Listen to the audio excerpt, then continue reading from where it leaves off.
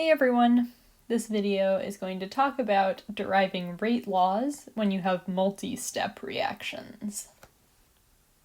So far I've focused on rate laws for single-step reactions, known as concerted reactions, but most mechanisms have more than one step.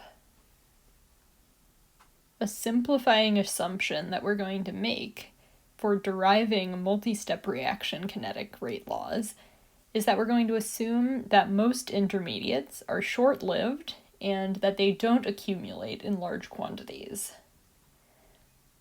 We assume this because most intermediates are going to be higher in energy compared to the starting materials or the products.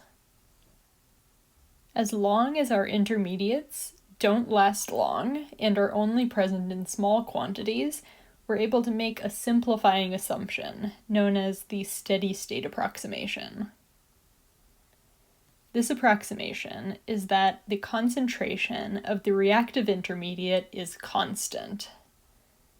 Not zero, but some constant small number. Let's consider a two-step reaction. I have a starting material A going to form an intermediate I, and I reacts with B to form product P.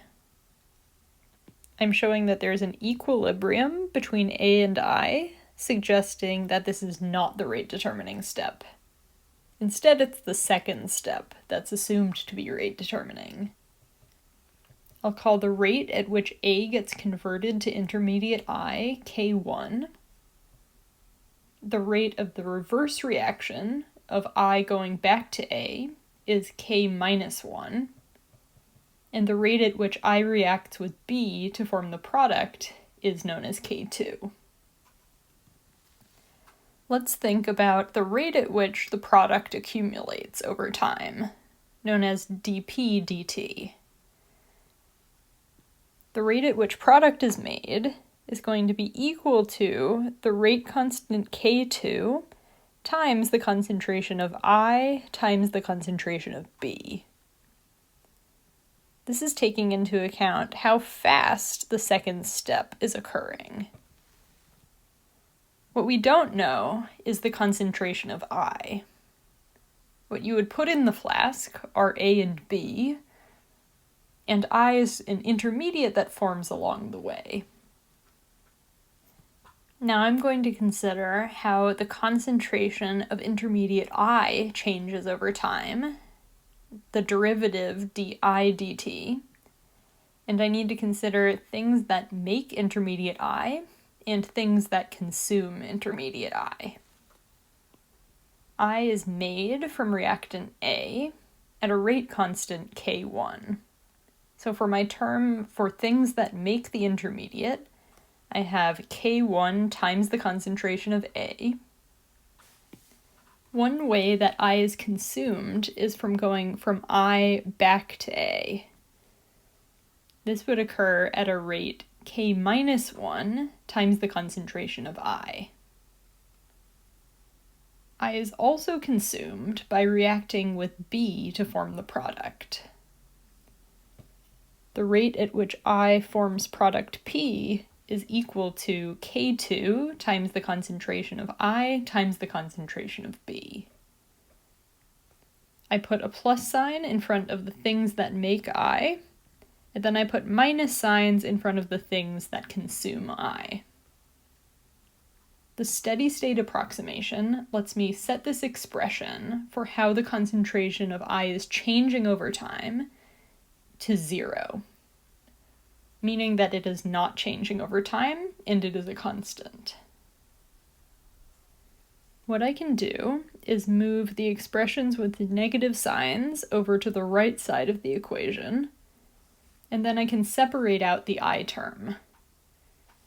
I'd be left with K1 times the concentration of A on the left, and then I multiplied by K minus 1 plus K2 times the concentration of B on the right side. I could then divide both sides by this term behind I to get that the concentration of intermediate I is equal to K1 times A divided by K minus 1 plus K2 times B. Here I've solved for the concentration of I that I was missing earlier when I was looking at the rate at which product was formed. I could plug this expression for the concentration of I into my equation from before, and I would get that this rate of the reaction, or the rate at which product is formed, is equal to K1, K2, the concentration of A times the concentration of B, divided by K minus 1 plus K2 times the concentration of B. This works out to having everything that makes product P on the top, and then this is being divided by everything that consumes I. Either I going back to starting material A, or reacting with B to form the product. So notice we've gotten a more complicated rate expression for a two-step reaction compared to what we've seen for one-step reactions. Let's consider a common example, the SN1 reaction. Here I have a tert-butyl bromide starting material, and in the SN1 mechanism, you would have a first step of carbocation formation by loss of the bromide leaving group. And then in a second step, you'd have your nucleophile attack your carbocation to form your final product. For simplicity, in the equations I write below, I'm going to call the starting material RBr, I'll call the carbocation intermediate I, and I'll call this nitrile product RCN. K1 will be the rate at which RBr forms intermediate I and the bromide anion. K minus 1 will be the rate at which the carbocation and bromide anion react with each other to reform the RBr starting material. And K2 will be the rate at which the cyanide nucleophile reacts with the carbocation intermediate to form the RCN product.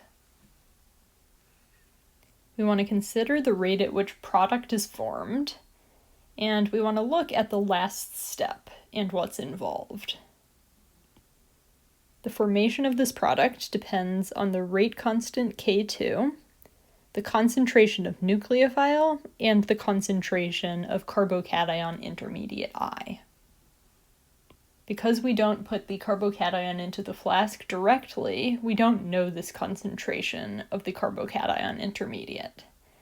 And we'll have to solve for this using the steady-state approximation. I'm going to consider the rate at which the concentration of carbocation intermediate I changes with respect to time, and I have to consider how this is made and how it reacts. The thing that makes the carbocation intermediate is the loss of leaving group from the starting material RBr. Now I need to consider how the carbocation is consumed, and because the first step is reversible, there are two different ways this can occur. The carbocation intermediate could be consumed by either nucleophilic attack by bromide, leading back to the starting material, or nucleophilic attack by the cyanide, leading to the product. I'm adding the term that makes the carbocation intermediate, and I'm subtracting the terms that consume it. The steady-state approximation is that there is no change in the concentration of the intermediate over time. It's simply a constant value, so I can set this expression equal to 0. Below, I've moved both terms that had the negative sign over to the right side of the equation. So here I've left the left side of the equation alone, and I just took the I concentration term out front on the right. I could divide both sides by the term behind the concentration of I to get that the concentration of the carbocation intermediate would be equal to the rate constant K1 times the concentration of alkyl halide divided by the rate constant K minus 1 times the concentration of bromide plus the rate constant K2 times the concentration of cyanide. Here I've isolated that concentration of intermediate that I do not know, and then I'm going to plug this in to my original rate law. This gives me a final rate law where on the top I have K1, K2, the concentration of alkyl halide and the concentration of cyanide nucleophile, divided by the rate constant K minus 1 times the concentration of bromide, plus the rate constant K2 times the concentration of cyanide. Here I've just rewritten that rate law from before, and we're going to consider two different cases. The first case is, let's assume that the K minus 1 times the concentration of bromide term is much larger than the K2 times the concentration of cyanide term. Essentially, this means that going from the intermediate back to the starting materials is faster than going from the intermediate to the products. I'm not saying that this is necessarily the case, this is just one of the scenarios we'll consider. If K2 times the concentration of cyanide is much smaller than K minus 1 times the concentration of bromide, I'm going to simply ignore that term. I could rewrite my rate law as K1, K2, concentration of alkyl halide, concentration of cyanide, divided by K minus 1 times the concentration of bromide. This is the rate law that would be the case if the second step is the rate determining step. In this scenario, the rates of going over the first barrier and the second barrier both matter, meaning you have K1 and K2 terms on top, and your rate depends on the concentration of the starting material as well as the concentration of cyanide nucleophile. Your rate is slowed down by the reverse reaction, where the carbocation reacts with the bromide to take you back to starting material. Note that this is not what we usually think of when we think of SN1. We usually think of the first step being the rate determining one because carbocations are relatively unstable. Our other possibility is, what if this K2 times the concentration of cyanide term is much larger than the K minus 1 concentration of bromide term? Essentially meaning that our second step is much faster than the reverse of the first step.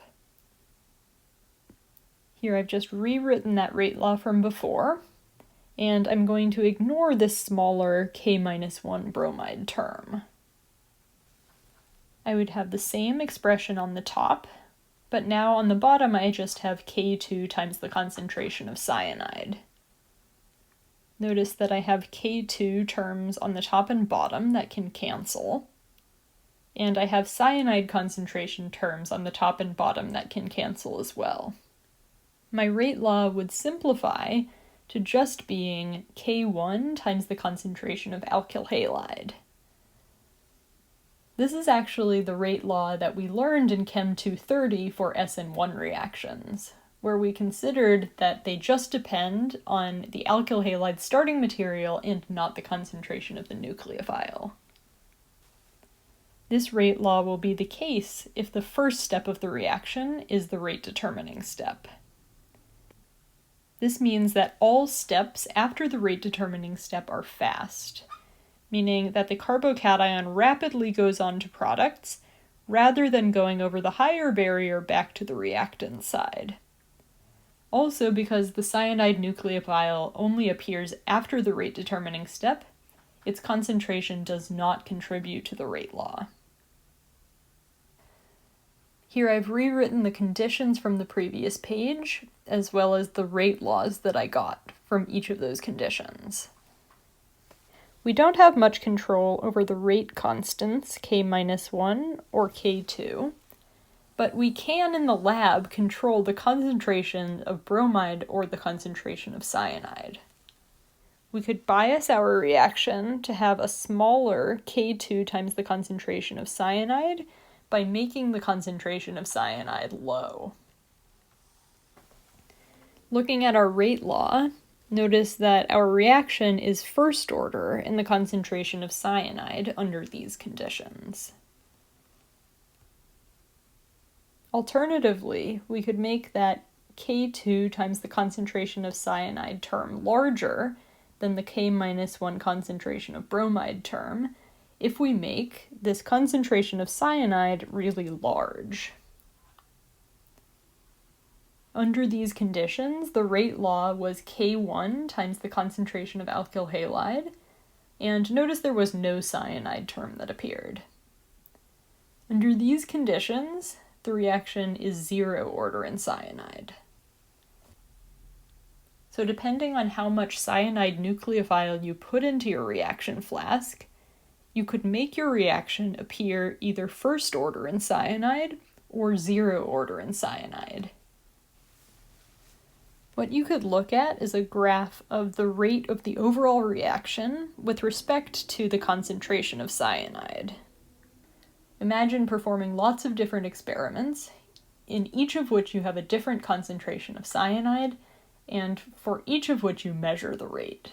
This would be a lot of work, but people do this in the lab. At low concentration of cyanide, you would have a linear region. This is your scenario 1, where your reaction is first order in cyanide. And as you continue to make your concentration of cyanide higher in your separate reactions, you're going to reach a plateau. When the concentration of cyanide is very high, the reaction behaves as if it's zero order in cyanide, meaning that this would be flat and that the cyanide concentration no longer increases the reaction rate. This maximum rate is equal to K1 times the concentration of alkyl halide. This is just our rate law under high cyanide concentration conditions. We call this type of behavior, where you have first order behavior at low concentration followed by zero order behavior at high concentration, saturation kinetics. Your rate becomes saturated at a value that's just dictated by a rate constant and the concentration of your starting material, and no longer on your concentration of cyanide. I want to end by showing you a quick trick for writing a rate law quickly if you have a reaction with one intermediate. The quick rule of thumb is that your rate is going to be equal to the product of the rate constants and the concentrations involved in the forward steps divided by the sum of your rate constants multiplied by your concentrations for the ways in which the intermediate can branch, meaning go back to starting material or on to products. Let's return to our first example, where we had starting material A getting converted into an intermediate I, and then I reacts with B to form a product P. On the top of my rate law, I would have the product of rate constants and concentrations for forward steps. These would be rate constants K1, K2, as well as the concentrations of A and B.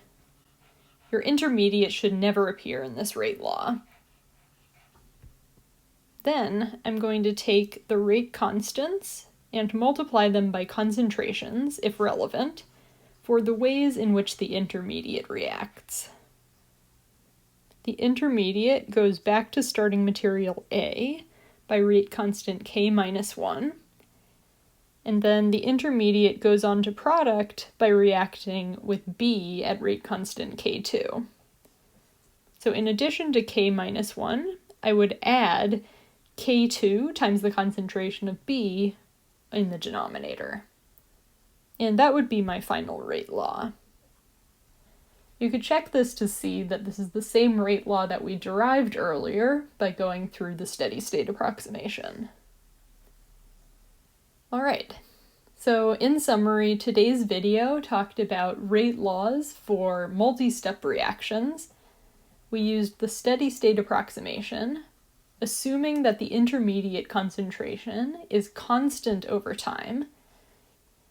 And then for an SN1 example, we considered two different conditions: if the return to starting material, or if going on to the product, dominates, and saw that they have different rate laws and implied different rate determining steps. That's it for this video. I will see you in class.